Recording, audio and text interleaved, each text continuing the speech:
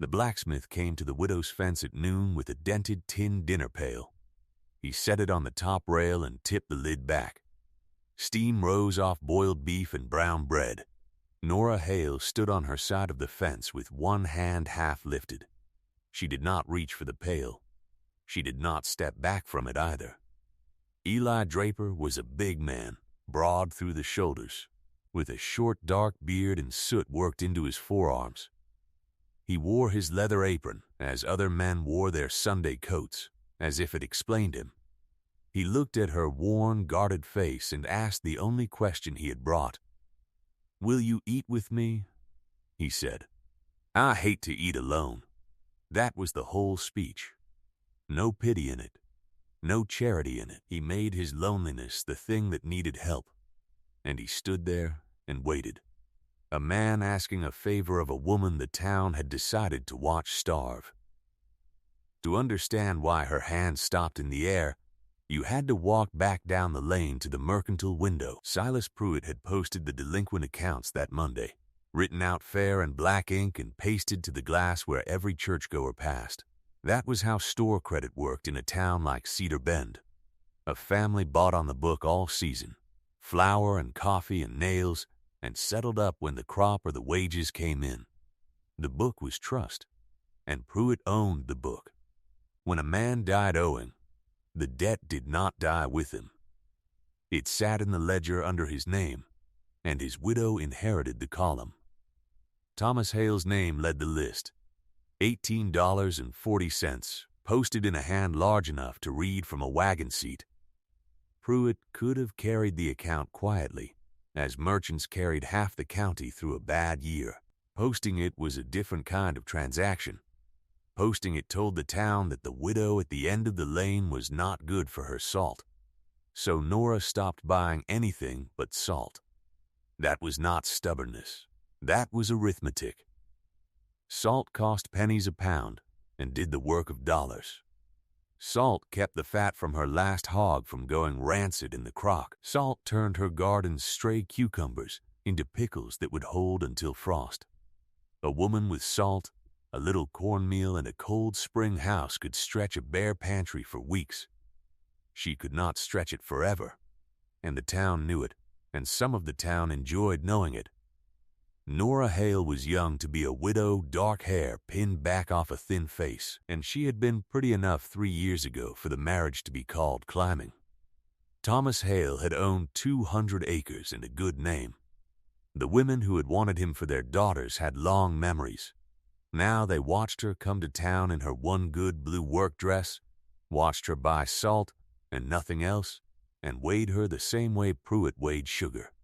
Sooner or later, she would have to sell the place cheap, or marry cheap, or beg. She had decided she would do none of those things, which is how a person gets thin. Eli knew all of it. He shod horses for every farm in the township, and a smithy hears more than a church porch. He had been a widower 9 years. He spoke perhaps 40 words in a working week, and had arranged his whole life so that nobody looked at him twice. He heated iron, he took his pay in coin or corn or promises, and he ate his dinner alone on the bench by the forge door every noon out of the same dented pail his wife had once packed. On Monday, he heard 2 farmers laugh about the list in Pruitt's window. On Tuesday, he watched Nora Hale walk past his open forge with her small sack of salt and her chin level, and he saw how her wrist bones stood out when she shifted the sack. On Wednesday, he did not eat on his bench. He banked his fire at noon, walked the quarter-mile to the Hale place in full view of the mercantile porch, and set his pail on her fence rail. He asked it again at her rail, the same 9 words, no more. Nora looked at the food. Then she looked at him, because the food was not the question. Accepting a meal from a man, at her own fence, in daylight, with the town watching, meant something whether she wanted it to or not. Refusing it meant going back inside to cornmeal mush and salt. "You have a bench at your forge," she said. "You've eaten on it 9 years. The bench is hard," Eli said. "Your fence has a better view." My fence has a view of the mercantile. Then they can watch me eat, he said. It ain't much of a show. She did not laugh, but something in her face unclenched by a quarter inch.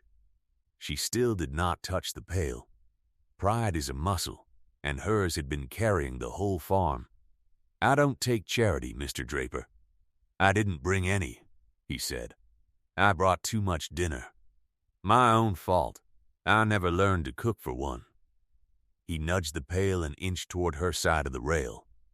You'd be doing me a kindness. Food goes to waste, and I can't abide waste. That was the trap of it, if you wanted to call it a trap. He had built the offer so that saying yes made her the giver. She stood a long moment with the noon sun on the weathered gray rail and the smell of boiled beef reaching her from 10 inches away, and her body cast its vote against her pride. I'll bring my own fork, she said, and went into the house to get it. They ate standing up, on opposite sides of the fence, mostly in silence. He cut the beef in half with his pocket knife and put the bigger half on the lid for her, and had the sense not to comment when it disappeared. When the pail was empty, she handed the lid back and wiped her mouth and looked at him straight. This doesn't happen again, she said. All right, said Eli, and picked up his pail and walked back to his forge. He came back the next noon. He came back every noon. The second day she met him at the rail with her arms crossed. I said this doesn't happen again. You did, Eli agreed. He opened the pail anyway. Salt pork this time, and cold biscuits, and a baked potato still warm from riding against the forge bricks all morning. I heard you. I just didn't see how it changed my dinner. People will talk. People talked before I ever picked up this pail, he said. At least now they've got something true to say. A man ate his dinner at a fence. Terrible business. You're laughing at me. No, ma'am. He set her half on the lid, same as before. I'm eating with you. There's a difference, and I mean to keep to it. She ate. She hated that she ate, and she ate, and the two facts stood side by side at the fence like the two of them. A workman's dinner pail was its own small economy, and Nora came to know his by heart. The dented tin held 3 parts. Coffee went in the bottom well, food in the middle tray, and the lid turned over to make a plate. A smith burned through food like his forge burned through coal, and a full pail like Eli's cost him maybe 15 cents a day to pack, cheaper than any cafe dinner, and twice the fuel. He packed what working men packed: salt pork, beans, bread and butter, boiled eggs, dried apple pie when there was pie. Nothing in it was fancy. All of it was chosen by a man who understood that heavy work makes its own honest hunger, and that food is fuel before it is anything else. She noticed he had started packing double.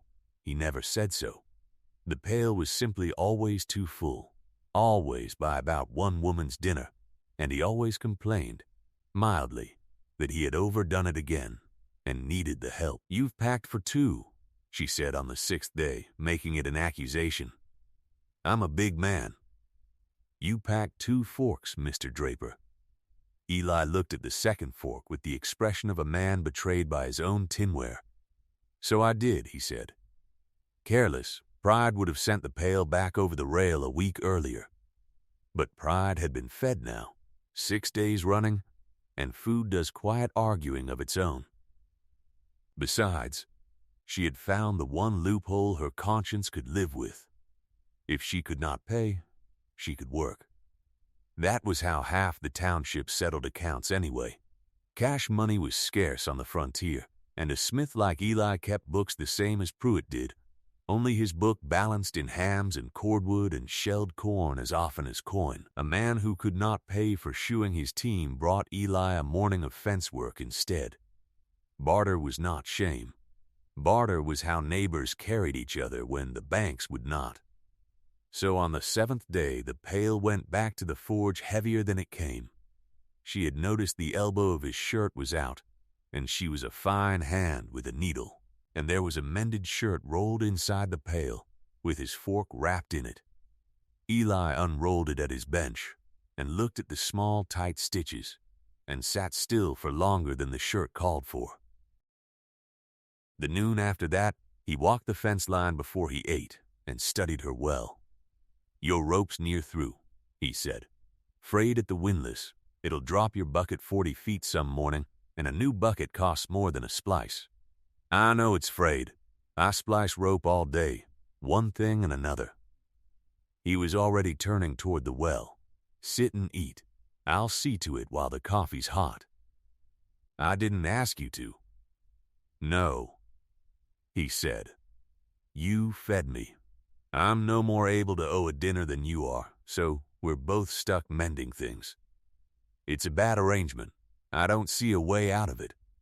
That was the longest speech she had heard him make, and it was also, she understood later, the truest map of his whole intention. Not rescue, trade, a ladder of small debts running both directions. Each rung paid so quickly that neither of them ever stood in the other's debt overnight. Her stitches for his splice, her pickles for his potatoes, her knowledge against his, because she knew things too, and he had the grace to need them. "Why do my dried apples go leathery?" he asked her one noon. "Yours stay bright. Mine come off the string like boot tongues." "You're slicing too thick," Nora said, "and stringing too crowded. Fruit wants air on every side of it, and shade, not sun. Sun drying steals the color and half the sweetness with it. Dry them slow in shade, and they'll keep till spring and still taste like apples. Shade. All this time I've been hanging them off the south wall like a fool." "Well," she said, "the crows appreciated it." She asked her own questions back, in fair trade. "How do I know a wagon tire's gone loose before it wrecks the wheel?" Thomas always knew. "I never learned the trick of it." "Listen for it," Eli said. "A tight tire rings on hard ground. A loose one chuckles, a dull little knocking, like a dropped coin settling. You hear that? Stop the team. A smith resets the tire hot, and the iron shrinks down tight to the wood as it cools. Costs you a morning. A wrecked wheel on the road cost you the season." None of it looked like courting. All of it was courting, in the only language either of them still trusted. Ada Kessler leaned on the fence one washing day while Nora wrung sheets, and got to the point the way Ada always did. "The whole town has you married by Christmas or ruined by harvest, depending on who's talking. The whole town posted my husband's debts in a window. Pruitt posted them. The town just read them." Ada picked a wet pillow slip off the line and snapped it straight, helping without asking, which was Ada's way of taking sides. "For what it's worth, my Carl says Draper's iron is honest and his prices haven't moved in 10 years. A man's forge tells on him. It's dinner, Ada. It's only dinner. Every noon. He hates to eat alone. 9 years he's eaten alone, Nora." Ada pinned the slip to the line and let the wind fill it. "A man doesn't hate a thing quietly for 9 years and then walk a quarter mile in his apron over it. He walked because it was your fence. The mercantile porch had the best view of that fence, and Silas Pruitt made use of it. He was not a cruel man by his own accounting. He was a careful man, and careful men in small towns believed the ledger was a kind of scripture. Debt posted was debt punished, and punishment kept the book honest for everybody. That the punishment landed on a thin young woman buying salt did not trouble his arithmetic at all. What troubled him was Eli Draper spoiling the lesson. The smithy did steady business through Pruitt's freight, iron, stock, and coal by the wagon load, and so Pruitt considered Eli half a colleague. That gave him license, he figured, for the joke. He timed it for a Saturday, the store full of farmers waiting on their orders, Eli at the counter with a list of bar iron in his fist. "Draper," Pruitt said, loud enough for the shelves at the back, "you want me to add a picnic hamper to this order? I hear you've taken up dining at fences." The Hale fence, particular. A ripple of grins went along the counter. A man could get a reputation, courting a ledger column. The store went quiet the special way a store does when everyone wants to look like they are not listening. Eli finished writing his list. He was not fast at anything except iron, and he did not hurry now. Then he set the pencil down and looked at Pruitt with the same level patience he gave a green colt. "You posted her husband's debt in your window," he said. $18.40. You wrote it out big. That's business, Draper.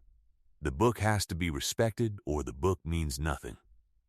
"I respect the book fine," Eli said. "I keep one. Man owes me for shoeing. I carry him till he can pay, and I don't paste his name to my forge for the church crowd. So I'll ask you the same thing I'd ask any man about his own trade." He rolled his list and tucked it in his apron. "What did the window earn you?" "She buys salt." "You turned a customer into a lesson, and now the lesson eats better than you thought, and that's what's got you laughing at me on a Saturday."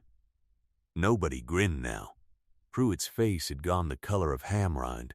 "Fill the order when the freight comes," Eli said, and touched his hat brim to the room in general, and walked back to his fire. By Monday, the story had crossed every fence in the township, improving as it went. And here the town began to divide, because outside judgment is never one voice. The porchmen still smirked. But the farm wives, the ones who ran the henhouse money and knew to the penny what a widow's pantry looked like, had started doing quiet sums of their own. A man who spoke 40 words a week had spent half of them defending a woman who could do nothing for him. The women understood the price of that better than the men did. Talk was the one thing Eli Draper had spent 9 years arranging not to buy. Nora heard about the store from Ada, not from Eli, which told her something too. At noon, she watched him unpack the pail as if no Saturday had happened. "You made a speech about me at the Mercantile," she said. "It wasn't much of a speech. Carl Kessler says it was the most anybody's heard you talk since your wife's funeral."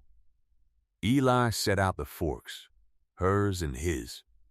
"Pruitt was wrong in public," he said. "So it wanted saying in public. That's all the arithmetic there was to it. And what did it cost you?" "He freights your iron."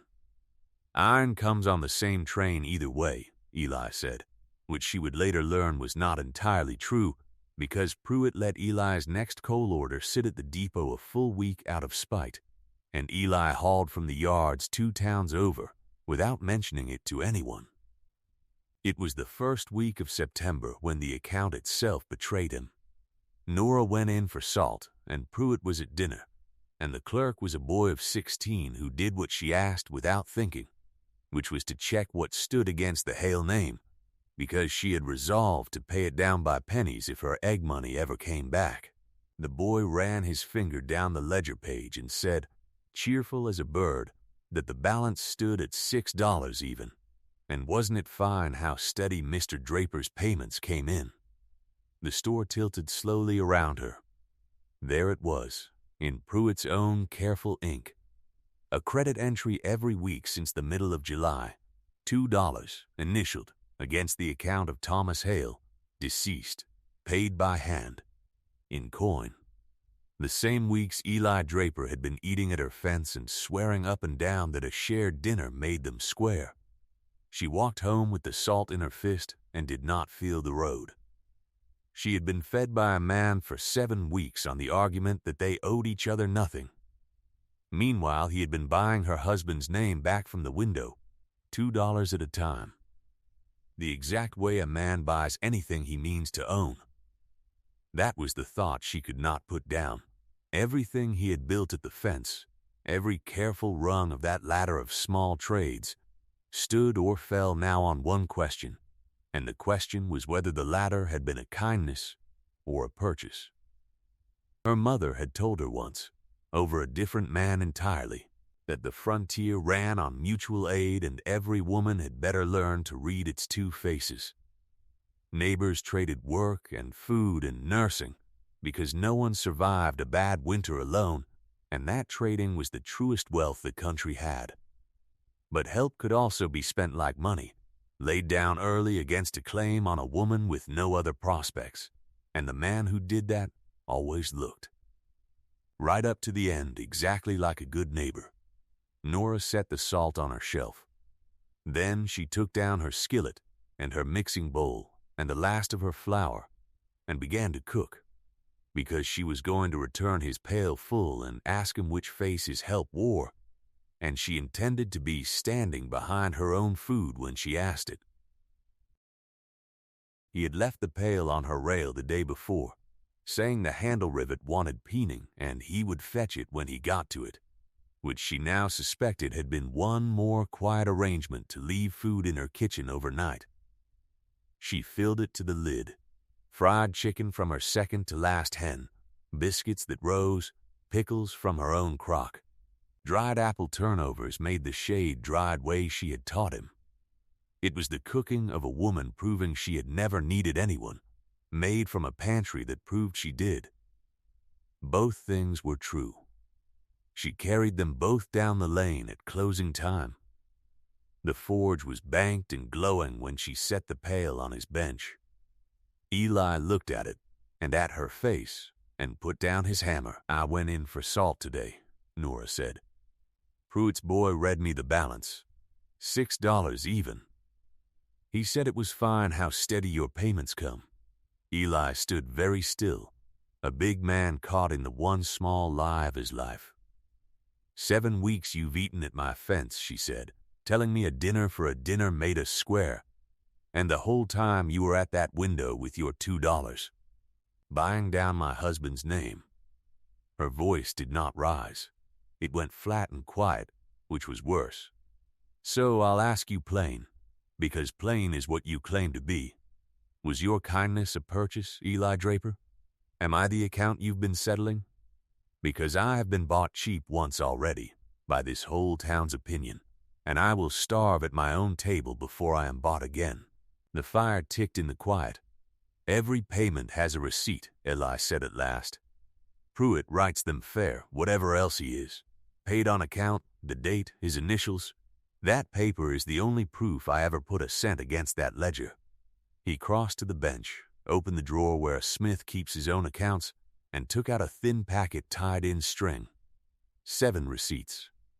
He did not show them to her. He did not read them over, or count them, or make any small ceremony of what they had cost him. He tore them in half, and in half again, and dropped them in the forge, where they went up in one soft breath of flame. "There's no record now that says you owe me anything," he said. "There never was a record that said it to me. A purchase needs a price and a claim, and I've just burned the claim. The $6 that's left is yours, and I won't touch it, because I finally understand it was never mine to finish." "Then why?" she said, and her voice cracked on it. "Why do it at all?" "Because the window was a cruelty and I could reach it," Eli said. "That's the whole of it. I couldn't fill your pantry without shaming you. You'd have thrown a sack of flour back over the fence and been right to. But the ledger was between men, and Pruitt never advertises who pays, only who owes. I thought I could pull that name down out of the glass without you ever carrying the weight of thanking me. I thought wrong, and I'm sorry for the lie, but I'll not be sorry for the reaching." He picked up the pail she had brought and weighed it in his hand, all that stubborn, glorious cooking. "You ask what I was buying," he said. Nothing, Nora. You could marry the next circuit preacher through town tomorrow, and I'd still be glad the name came out of that window. A thing given to get something back isn't a gift. It's bait, and I've been on the wrong end of bait enough to know I'd sooner shut the forge than lay any for you." It was the most words she had ever heard him spend at once, and he stood there afterward like a man who had emptied his whole year's account of them. "I hate to eat alone," he added, quieter. "That part was never a story." Nora looked at him a long time. Then she took the pail back out of his hands, set it on the bench, and opened the lid. "The chicken's going cold," she said. Sit down. You're my guest tonight, and a guest eats what he's served and says thank you, and that is the entire price of it." "Thank you," said Eli, and sat. She paid the $6 herself before the first frost. Her egg money came back when the pullets came into lay, and she carried the coins to the mercantile in her own fist, week by week, and stood at the counter while Pruitt entered each payment and wrote each receipt, and did not say one word more to him than the sums required. The morning the balance reached nothing, Pruitt scraped the posted list off his window glass. Word was it never went back up, not that season nor after, because a lesson that a whole town watches fail becomes a lesson about the teacher. The fence noons went on, only now there was a change any passing wagon could see, and the passing wagons made sure everybody saw it. 2 pails on the rail, his dented tin packed by her hand in her kitchen, because a smith needs feeding like a firebox, and she had claimed the job out loud, and beside it a smaller lard pail, scoured bright, packed by him at the forge with the things he had learned she liked, each one packed for the other before either of them asked. Nobody in Cedar Bend could say who was providing for whom. That was the point. That had always been the point. In November, when the first hard cold came down and eating at a fence became a foolishness even for the stubborn, Eli built the thing he had been measuring for since August. A table. Oak top, iron legs forged in his own fire, scroll work at the feet that no one would ever see under a supper cloth, made careful anyway. He did not bring it to her house, because a man does not furnish a house he has not been offered.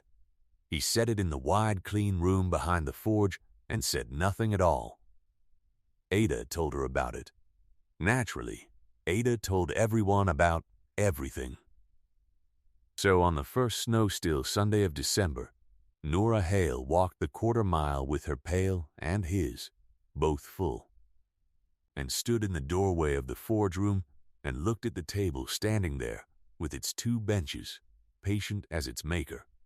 "I hear you built a table," she said. "I did. It has 2 benches. I'm told that's the style." Eli, she set the pails down on the oak, one across from the other, the way they had sat on a fence rail through a whole hungry summer. "I'm done eating over a rail in the snow, and you are done eating alone, and I think you have been building this room around that table since before you ever peened that rivet. So ask me the question you actually walked to my fence with, back in July. I've had my answer ready a good while now." The blacksmith wiped his hands on his apron, though they were clean. He came and stood across the table from her, where he would stand, as it turned out, for the rest of his life. "Will you eat with me?" Eli asked. "Every noon," she said. Every noon after that one, too.